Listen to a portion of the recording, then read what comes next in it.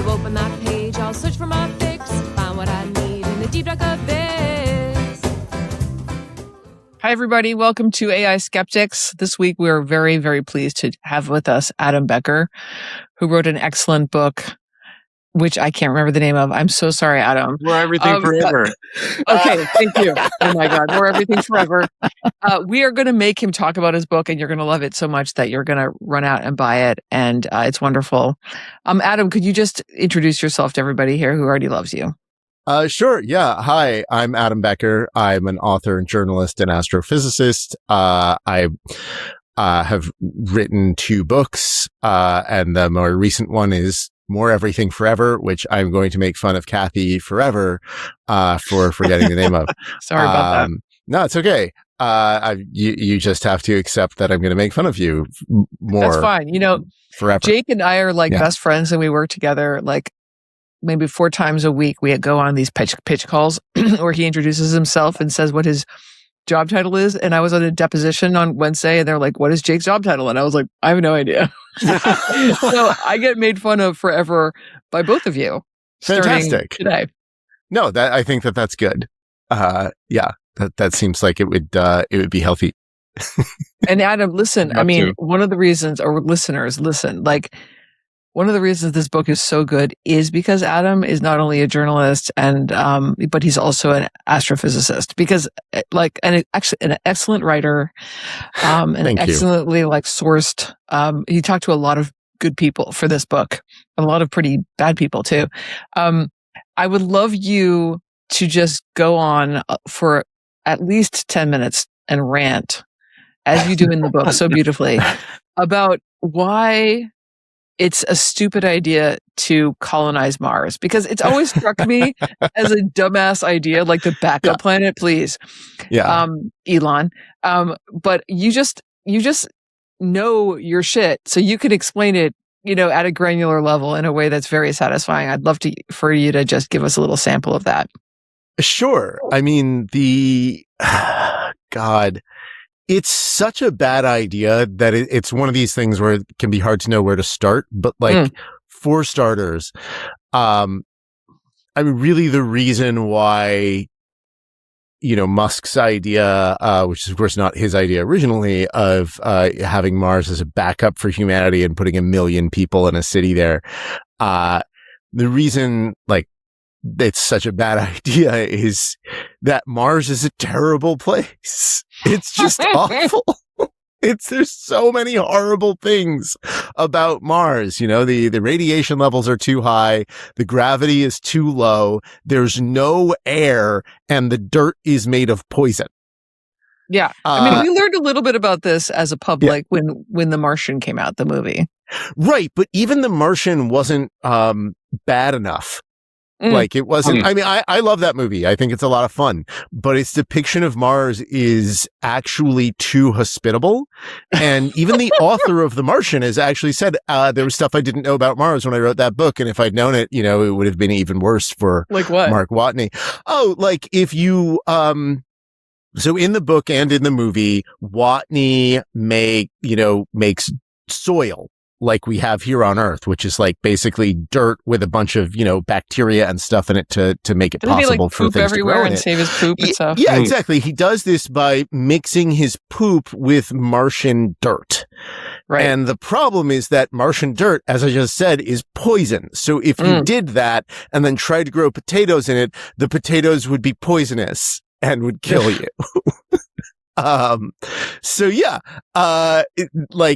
There's that. Right. There's that. Also, there's the fact that, and this is mentioned in the book briefly, but it's mentioned as a way of waving away a real problem in a non-real way, which again, that's fine. It's science fiction, right? But if something like that happened, if you had someone living on Mars for that long under those sorts of conditions, and then they did successfully somehow make it back to Earth, the secret ending of The Martian is that, 5 years after Mark Watney makes it back to Earth, he's dead of like 5 different kinds of cancer at once because his radiation dose was so high there on the surface of the planet. And yeah, in the book they say, oh, the HAB, it protects you from radiation. It's like, okay, yeah, that thin piece of fabric is not going to get the job done. If you want radiation protection, like here on Earth, we are protected from radiation in space by 2 main mechanisms. We've got the Earth's very strong magnetic field, or, strong for a planet of its size. And we've got, our pretty thick atmosphere. And, both of those contribute about 50-50, to Earth's, the absorption of radiation from space, that doesn't make it here to the surface. That radiation comes primarily from the sun, and then some of it comes from like cosmic rays and stuff outside our solar system. But it's bad. Now, Mars doesn't have a magnetic field and has something like less than 1% of the atmosphere that Earth does. And no ozone layer, in that atmosphere. And so all that UV and tougher stuff as well, most of it's going to make it to the surface. And so if you want to not get irradiated on the surface of, on Mars, you've got to dig below the surface. That's the most straightforward way. Get some rock between you and that radiation, and the rock will absorb it for you, and then you'll be good to go. Except, of course, again, the dirt is poison. And so it's going to get into your underground tunnels. And then you've got the fact that the gravity is so low, we don't know if it, we don't know what the long-term effects of that are. We don't know if it's possible to have kids in that kind of environment, to, bring a pregnancy to term and, have a baby grow up into an adult. If you're going to have 1 million people on the planet, you better know the answer to that question if it's going to be a backup for humanity. Right. And then speaking of backup for humanity, backup for what? There's 2 issues there. Backup in the event of what happening and who gets backed up. So Musk, of course, doesn't want to talk about climate change because, then he'd have to reckon with the fact that he is complicit, and more so than, most people, in the fact that, we're not addressing the climate crisis. Instead, he likes to talk about, what if an asteroid hit, like the one that killed off the dinosaurs 66 million years ago. That asteroid impact 66 million years ago, was the single worst day in the history of complex life here on Earth. There have been worse mass extinctions, but those were mostly due to giant, what are they called? Volcanic provinces or something like that. So they were fast on a geologic timescale, but they didn't happen in like 1 day or even, 1 decade. Whereas with that asteroid impact, that, obviously happened in, a fraction of a second, and a lot of the death happened that day, and basically all of it was over, within a decade. That's a blink of an eye in geologic terms. That 1 day was really, really bad. You've got this rock, higher than Mount Everest, wider than Brooklyn, or at least as wide as Brooklyn, slamming into the Yucatan Peninsula, something like I don't remember, many times faster than a passenger jet. Punches a hole so deep it goes almost all the way through the Earth's crust into the mantle. It ejects massive amounts of rock out into space. Some of it actually just leaves Earth entirely. There are probably little fragments.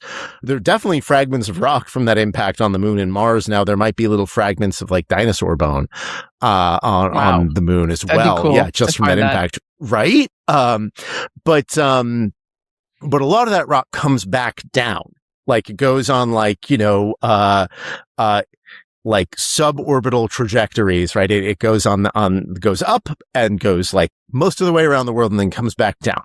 Right? Yeah. And when it comes back down, it heats up the atmosphere. And this leads to widespread wildfires. And depending on what models you're using and who you talk to, it may have led to a several minute period where the entire surface of the Earth was, or the atmosphere at the surface of the Earth was as hot as an oven set to broil. And anything that couldn't burrow or go underground. Within a few days of the asteroid hitting the Earth, it was as bad to live on the Earth as it is to live on Mars? No. What I'm saying is that even that day, when it was that bad, Mars is much worse. And we know that.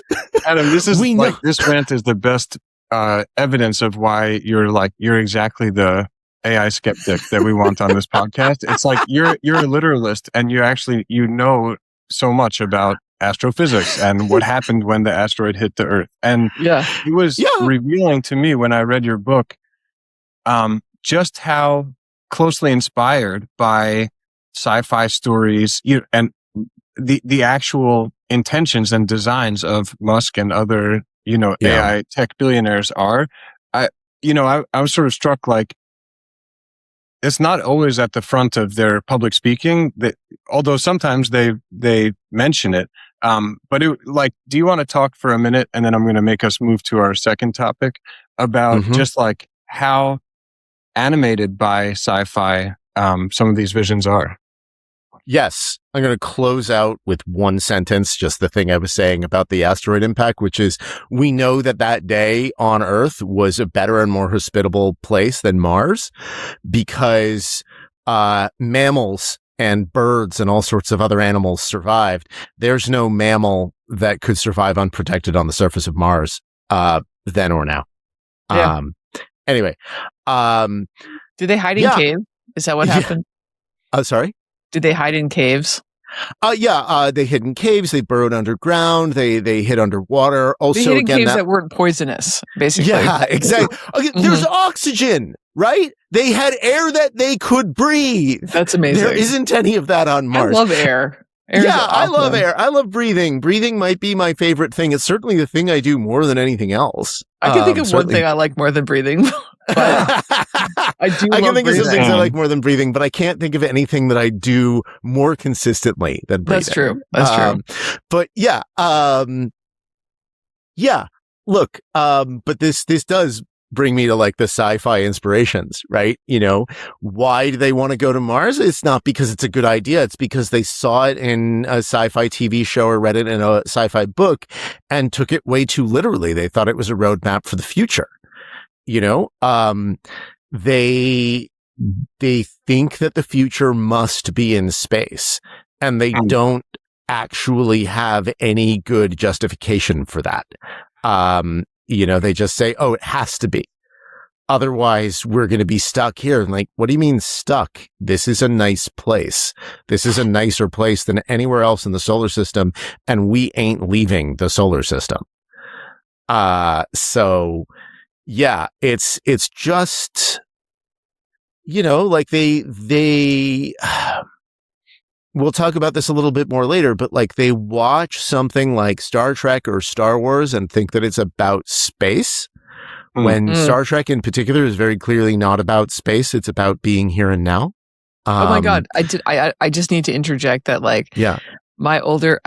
I'm not a church going person, but when my older boys were younger, I forced them to watch the Next Generation Star Trek. Good. Yes. Like Sunday school. And it got to the point where they were like, gay rights. Like they named the theme like within 3 minutes. It was amazing. No, I was like, that's right. I'm inculcating these values in you. That's what I'm doing. It's just like Sunday school, but a little bit weirder. Yeah. Maybe not weirder. I don't know. I don't think that it's weirder. No, I mean, look, I think that, you go back and look at The Next Generation or the original series in particular, and it's just very clear that this is a show that's a political and social allegory, not actually about going to space.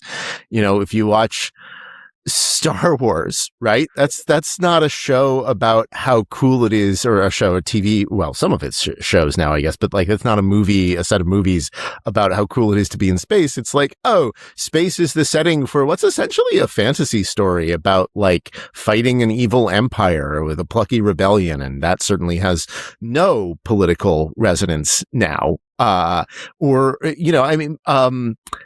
George Lucas even said that Star Wars was patterned after the Vietnam War with the U.S. in the place of the evil empire. And, but these guys watch these things, whatchamacallit, what's his name? That evil asshole, Peter Thiel. He said he prefers Star Wars to Star Trek because the plot of Star Wars is capitalist, because it's all driven by the fact that Han Solo owes Jabba the Hutt money. And again, like, really, do you think that that's the plot of that movie? I seem to recall something about an empire and a rebellion. Yeah, like the whole point is to get Han Solo to like work for the rebellion because he thinks it's the right thing. Yeah. Like, and he gets really hot when he does that, by the way. So they ran with the wrong part of the stories, and I'm going to use that to move on to our next topic, which is they ran with the wrong part of the stories, which was the go to space, explore beyond the solar system part. And then weirdly, it has bifurcated now into sort of two camps that seem to be very opposed. There are the AI utopian folks that are like, let's get out there and start blasting AI, directly into space. I heard Musk go on about this on a podcast. It's unbelievable. Oh God. And then there's another side that's like AI doomers. It's going to end humanity, right? And you explain how those are two sides of one coin. They're not really opposed. And I think that's really interesting. Can you go into that a little bit? Yeah, absolutely. I mean, these are two camps that believe almost all of the same things, right? They all believe that super intelligent AI is like a well-defined, coherent thing. They think that it's coming soon. They think that it will have godlike powers of creation, destruction, and transformation. They think that it will, all that you need to get there is you need a human level AI, whatever that is, and then it will sort of improve itself inevitably and become godlike and super intelligent. The only thing they disagree about is whether or not that is going to automatically be a good thing, or if it needs to be done carefully in order to make sure that it's not a really bad thing. Boosters, zoomers, accelerationists, whatever you call them. There's too many names for that camp. They think, oh yeah. You make it like go fast and big and it will automatically be good and everything awesome forever and singularity is nearer. And the doomers are like, oh yeah. We want all of those things. We think that could be amazing, but if we don't do it right, it's going to kill everybody. So we just need to fix that one problem. And once we figure out that one weird trick, that will solve literally every single problem that humans have, do, or ever will face. Which is literally what they think. I mean, these are people that they're the AI doomers. Not the accelerationists, the doomers, the effective altruists in particular. Many of them believe that if you solve this alignment problem that they made up, basically is the problem of making sure that this fantasy super intelligent AI is going to have humanity's best interests in mind. And how would you even define that? That's not something that they ever have an answer to. But putting that aside for the moment, they believe that if you solve that problem and you end up with an aligned super intelligent AI, it will protect us from any possible threat forever. This is a widely believed thing within that community. I'm imagining it's like a rabbit hole, like an actual rabbit hole, like Watership Down rabbit hole situation where they go down and down and down together, as a pair. And at the very, very last moment, one of them goes to the left, one of them goes to the right, Yeah. I mean, I tend to think of it as like they are playing the same tabletop fantasy role-playing game that they've confused for reality and they just have different alignments. Like, they're both delusional.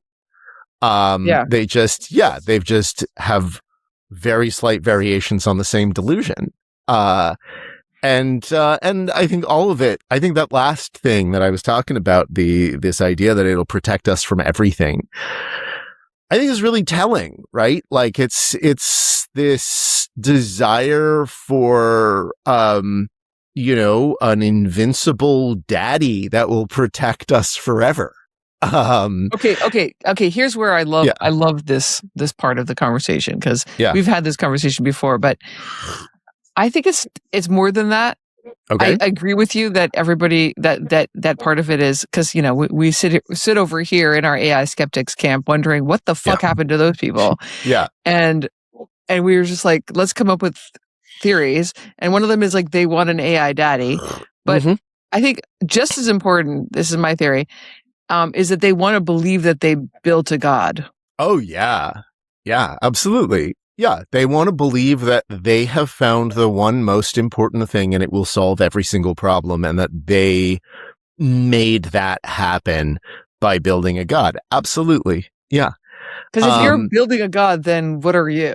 Yeah, exactly. Yes. You're the ultimate creator. Yeah. No, I completely agree. It's a way of both like assuaging all fears that they could possibly have about everything or about anything, while also putting themselves into like this sort of ultimate, universally significant role. And I want to be clear. I'm not saying that's why they're wrong. I'm saying they have these insane cult-like beliefs and they're wrong. Yeah. That these justifications are why they believe these things, because they think that they believe them for like good evidence-based reasons. They don't. It's this stuff. Right.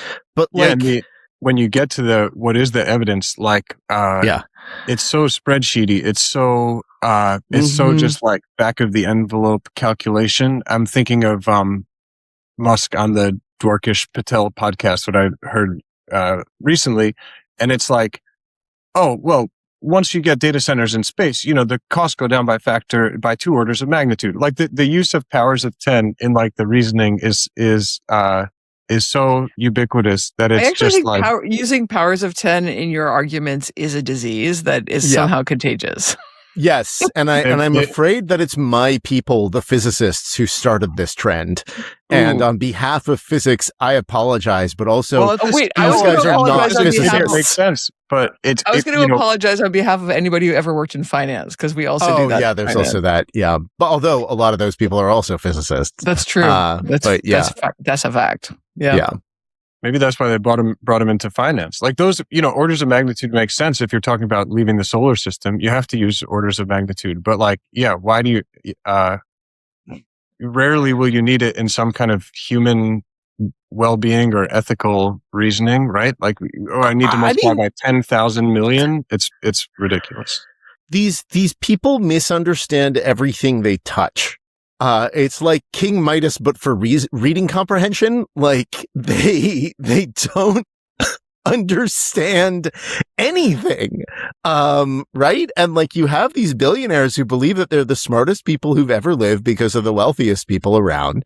And therefore, they think they understand absolutely everything. And if you believe that you're an authority on everything, then you have to believe that A, all the experts are wrong, and B, the world is a much simpler place than it actually is, because the fact is that the world is far too complicated for any one person to be like a world-class expert on absolutely every single subject. Okay, I also want to apologize on behalf of anybody who ever worked in finance for that, which is like, I'm rich, therefore I'm brilliant, and I know everything. Right, yeah, exactly. No, that's true. Yeah, no. But again, also physicists do this too. It's like, well, I understand fundamental physics, so therefore I must understand everything. And then these guys are like, oh, well, what if we skip the first part of that and just skip straight to the delusion? We don't understand fundamental physics, but we think we understand everything anyway. Adam like, Becker, wow. I think you need to start a podcast of your own, and I'm looking forward to listening to it. Thank you. Yeah. Now I know there's like another Elon press conference that you guys both listened to, I found it online and I was like, actually, I can't do this. Yeah. So I'm going to be the person who's like, what happened next? Yeah. Oh, God. Yeah, I didn't want to. I really didn't want to. Mercifully, the Elon part of it is very short. And then it switches over to Pete Hegseth. And Hegseth goes on for a really long time. How is that merciful? Yeah. Well, it's merciful in that it's very little Elon, but then it's like, oh, and now it's a whole bunch of Hegseth. Yeah. This is terrible. But I don't know. I eventually stopped. I have to admit, I didn't make it all the way through Hegseth's remarks because Jesus fucking Christ. But also the most unhinged stuff was at the beginning with Musk and then like, well, actually, I don't know. I suppose there could have been you don't know. More unhinged stuff I've got something for you from the last 3 minutes. So you do the beginning of the press conference. Oh no. So what happened was Musk. Yeah. At the beginning of the press conference, it's this press conference that Hegseth and Musk are having. We will have the link. We'll have the link in the notes for this podcast, by the way. So it's the two of them talking at, like Musk's company town in Texas in front of a bunch of SpaceX employees and some members of Congress and a bunch of other people. And Musk is up there, like, sort of prepping the crowd for Hegseth. And he says, here at SpaceX, we want to make Star Trek real. We're going to make Star Trek real. We want to go out and build big spaceships and go across the solar system and eventually leave the solar system and meet aliens or at least find, ruins of alien civilizations. And we're going to make Star Trek real.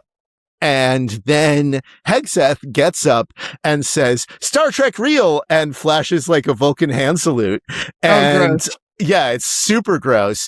And then goes on about like really, like just as really fascist coded, a fascist coded rant about the importance of space and frontiers, and then goes on about, how amazing the American scientific research establishment is, the one that the Trump administration has been systematically destroying with the help of Elon Musk.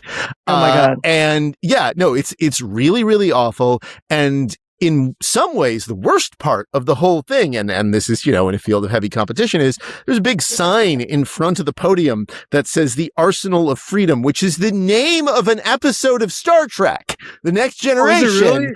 Yes! It's the name of the Star Trek episode. It's a Next Generation episode. It's his whole story. I'm imagining going back in time and my kids watching this press conference and being like, Mom, fascism. Okay. Can we just exactly. Yes. Yeah. No, that episode of Star Trek is about the Enterprise, Picard's Enterprise, encountering the ruins of a dead civilization that was killed off by its own AI controlled weapon system. Oh my God.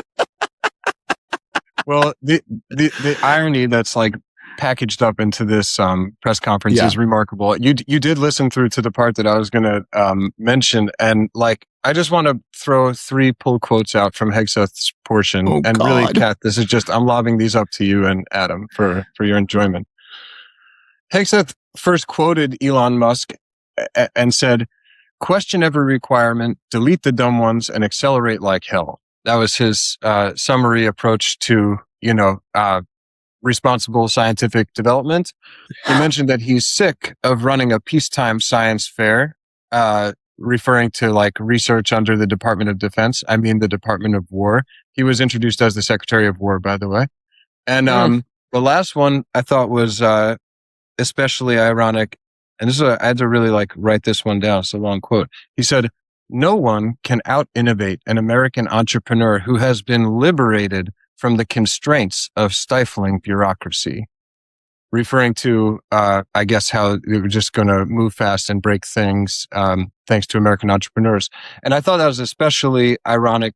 This week, news of the fight between Department of War and Anthropic over Anthropic doesn't want its tools used for killing people or for surveillance. And they're being threatened by the government that they're going to be labeled as a supply chain risk if they don't give up on their holding the line there. So it's just a funny instance where the American entrepreneur is begging for some constraints, actually insisting on constraints, and the stifling bureaucracy is pulling them away. So, Jake, you said that those quotes were for our enjoyment. I think you have a different definition of enjoyment than I do, at least. But yeah, I was going to enjoy you just like, whipping those quotes or something. Oh, it's for your enjoyment. That's very different. I guess for our listeners' enjoyment. Yeah, fair enough. I don't know. I mean, the first thing I want to say, just about the very last thing you said, Anthropic is doing the right thing for the wrong reason, right? This goes back to what we were saying about the AI doomers and the AI accelerationists being, two sides of the same coin, separated paper thin differences. Anthropic is doing that because they're afraid that they are going to or have already built a god in a machine and they don't want to hand it over to people who want to build weapons. I think that it's good not to have AI systems like the ones that we have now or in the near future controlling weapon systems, but not for that reason. I think that autonomous weapon systems are a bad idea in general. Because it's important to have humans in the decision-making loop, but that's not. So I'm sorry. I need to understand this more carefully because I've been seeing the headlines, but I don't really understand what Anthropic's position is on this. What do they think is happening and what is actually happening? I mean, you've got two different camps of deluded people arguing with each other. So what is actually happening is like, right. No, I also don't want AI to decide who to kill. Right. Yeah. So that's the right decision. Yes.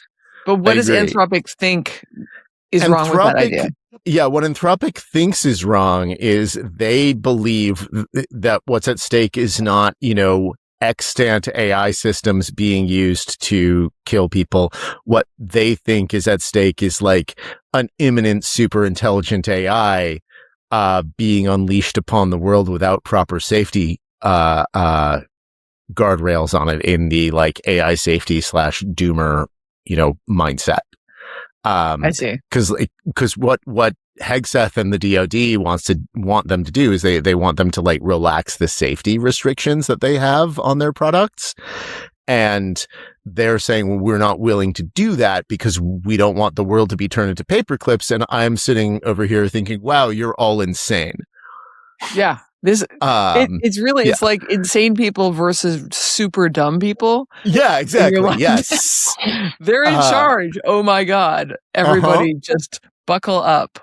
Yeah, it's really bad. But going back to the Star Trek thing.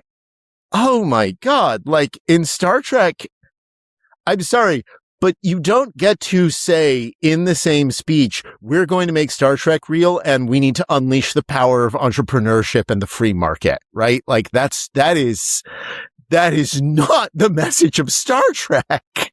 You also just don't get to be like a member of a fascist government and say that you want to make Star Trek real, right? If you're a fascist and you say that you want to make Star Trek real, well, I think that would be great because in Star Trek, you'd be in the brig. Yeah. Like they're thinking Starship Troopers is what they're thinking. Yeah, exactly. Like Star Trek is very, very, very consistently anti-fascist and has been from the beginning. And in some ways that's its most consistent message is fascism bad, which, in like the late 60s or the late 80s, that may have seemed heavy handed. But these days, like, man, I guess we needed that and we didn't have enough of it.